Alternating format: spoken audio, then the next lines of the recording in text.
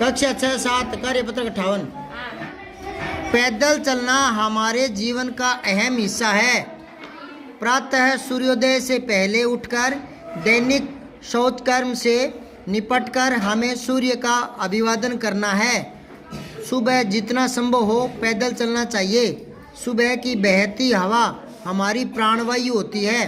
पक्षियों का चहचहाना, पेड़ पौधों की सुगंध हमें पूरा दिवस पूरे दिन एक ऊर्जा से जीने की ताकत देती है। इस आदत को अपनाने से रोग हमसे दूर रहते चले जाएंगे और शरीर हमारा निरोग रहने लगेगा। अब देखो उपयुक्त गद्यांश में महत्व दिखाया गया किसका? पैदल। हाँ, दूसरा प्रश्न देखो, अभिवादन करना शब्द का सही अर्थ क्या है? हैं? स्वागत करना, ठीक है। प्राणवायु किसे कहते हैं? को ऑक्सीजन, ऑक्सीजन को कहते हैं। प्राणवायु किसको कहते हैं? हाँ, ऑक्सीजन को। फिर है सुबह सुबह ऐसी कौन सी स्थितियां हैं जो हमें ऊर्जा से भर देती है? एक तो सुबह सुबह की शुद्ध वायु, लिखो शुद्ध वायु, शुद्ध हवा, है ना। और दूसरा क्या? पक्षियों का चहचहाना, वो भी हमें आनंदित करता है, खुशी देता है। पक्षियों का चहचहाना, ठीक है। और तरह तरह की खुशबू, फूलों की खुशबू, फूलों की खुशबू, ये लिखना है। हाँ, फिर है वह कौन सी आदत है जिसे अपनाने से हम निरोग रहेंगे? सुबह पैदल चलना या टहलना?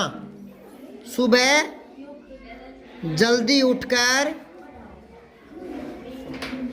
टहलने जाना, ठीक है। फिर है सुबह पैदल चलने के क्या क्या फायदे हैं? एक तो क्या फायदा है? मन प्रसन्न रहता है। पक्षियों का चहचहाना देखकर और खुशबू, पेड़ पौधों से और फूलों से आती हुई खुशबू, है ना, तो मन प्रसन्न रहता है, प्रसन्न रहता है। हाँ, शरीर स्वस्थ रहता है, शरीर स्वस्थ रहता है, ये लिख लेना, ठीक है। अब आओ कार्यपत्रक 59। दक्षता क्या मिलेगी? गद्यांश पद्यांश को पढ़कर समझ के साथ उत्तर दे पाएंगे। तो देखो इधर मैं पढ़ रहा हूँ, आप मन मन में पढ़ना। भारतीय डाक व्यवस्था का जो उन्नत स्वरूप हमारे सामने है वह हजारों वर्षों के लंबे सफर की देन है।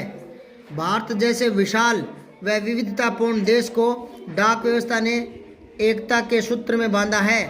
इंटरनेट के युग में भी हाथों से लिखे शब्दों का स्नेह इसी डाक प्रणाली से जीवित रखा है, इसी डाक प्रणाली ने जीवित रखा है। सबके सुख दुख को एक जगह से दूसरी जगह पहुंचाने में हमारी डाक व्यवस्था व डाकिये दूरी का काम करते हैं, केंद्र का काम करते हैं, केंद्र बिंदु में है।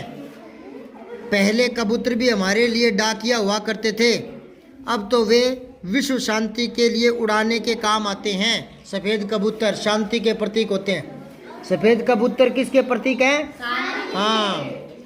अब आओ पहला प्रश्न, अब तो वे विश्व शांति के लिए उड़ाने के काम आते हैं कबूतर। भारतीय डाक व्यवस्था से संबंधित जो वाक्य नहीं है, सही नहीं है, वो बताना है। तो हमारे देश को उन्नत किया, ये तो सही है। डाक व्यवस्था हजारों वर्षों का लंबा सफर, ये भी सही है। डाक प्रणाली मृत है, ये गलत है। ये ना, ये तीसरा इसका उत्तर हो जाएगा, ठीक है। बाकी तीनों सही है, यही गलत है। फिर है तीसरा प्रश्न, हाथ से लिखे पत्रों में स्नेह कैसे जीवित रहता है? बताओ कैसे रहता है? क्योंकि उनमें अपनत्व की भावना आती है। क्योंकि हाथ से लिखे शब्दों में औपचारिकता नहीं होती, औपचारिकता नहीं होती। बताऊं कैसे? जैसे आप फेसबुक पर कोई फोटो डालता है ना, तो उस पर कुछ कमेंट करते नीचे लिखा आता है, हम उसी को क्लिक कर देते हैं, वो छप जाता है ना, वो तो फॉर्मेलिटी होती है। और उसकी बजाय हम अपने शब्द लिखेंगे तो वो अगले के मन को ज़्यादा प्रभावित करेंगे। समझ गया क्या?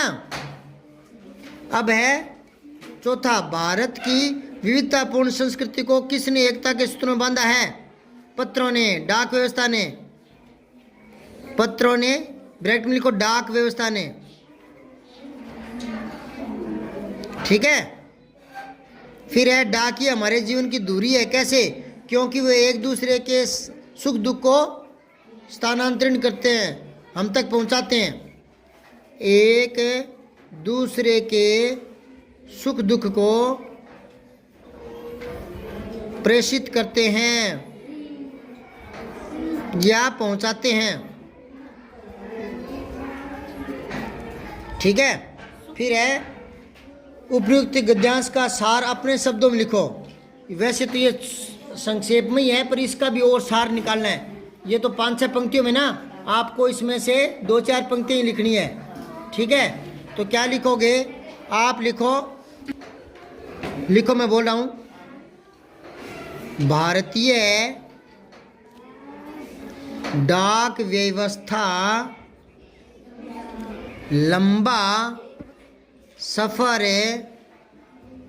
तय करते हुए आज तक इस सफर को जीवित रखे हुए है। यह हमें एकता के सूत्र में बांधे रखती है। एकता के सूत्र में बांधे रखती है डाक व्यवस्था ना, ये लिखना है। अब आओ 60 कार्यपत्रक। निम्नलिखित कविता को पढ़कर दिए गए प्रश्न के उत्तर लिखो। युग युग से हम रहे उपासक, गैती और कुदाली के, हल की नोक लिए लिखते हम गीत यहाँ खुशहाली के, दर्शक होते इंद्रधनुष के या संध्या की लाली के, हल की नोक लिए लिखते हम गीत यहाँ खुशहाली के, कोयल मोर पपीहे गाते श्याम घटा गहराती है, मधुर स्वरों में कोकिल कंठी बहुएं गीत सुनाती है। अब यहाँ देखो किसकी बात हो रही है। इस कवितांश में किसान से संबंधित कुछ बातें लिखी है, ध्यान से सुनो। युग युग से हम रहे उपासक, गेंती और कुदाली के। कुदाली किसके हाथ में शोभा देती है? किसानों के, है ना। वो खेती करते हैं और खेती करके अन्न उपजाते हैं जो जीवनदायी होता है। और वो किस के सहारे करते हैं? हल के सहारे, है ना। तो हल के सहारे वो खुशहाली के गीत लिखते हैं। और सुनो, और वो किसका इंतजार करते हैं? बादलों का। किसान किसका इंतजार करेंगे? हाँ, तो दर्शन होते इंद्रधनुष के या संध्या की लाली के। तो संध्या की लाली का क्यों इंतजार करते हैं वो? क्योंकि दिन भर से खेत में काम करते हुए थक जाते हैं, तो संध्या की लाली दिखाई देने लगती है, तो घर लौट आते हैं ना, पूरे दिन मेहनत करते हैं। हल की नोक लिखते हम गीत यहाँ खुशहाली के, है ना। और किसान जो है वो खेतों में काम करते हैं, तो खेतों में पशु पक्षी तो होते ही है ना, तो उनकी चहचहाट जो है ना वो उनको आनंदित करती है ना। मधुर गीत गाती है कोकिला, तो किसान उसकी आवाज़ सुनकर मंत्रमुग्ध होते हैं और खेती के काम में जुटे रहते हैं हर्ष और उल्लास के साथ। तो अब ये देखो, पहला प्रश्न है, युग युग से हम किसके उपासक रहे हैं? गेती और कुदाली के। वर्षा ऋतु में आकाश में किसके दर्शन होते हैं? इसने लिखा रावण के। वर्षा के मौसम में गीत कौन गाता है? कोयल। हल की मतलब अलग अलग है ये। हल की नोक से किसके गीत लिखते हैं? खुशहाली के। खुशहाली के, ठीक है, खुशहाली के। अब है अर्थ बताना है आपको। मधुर, मीठा,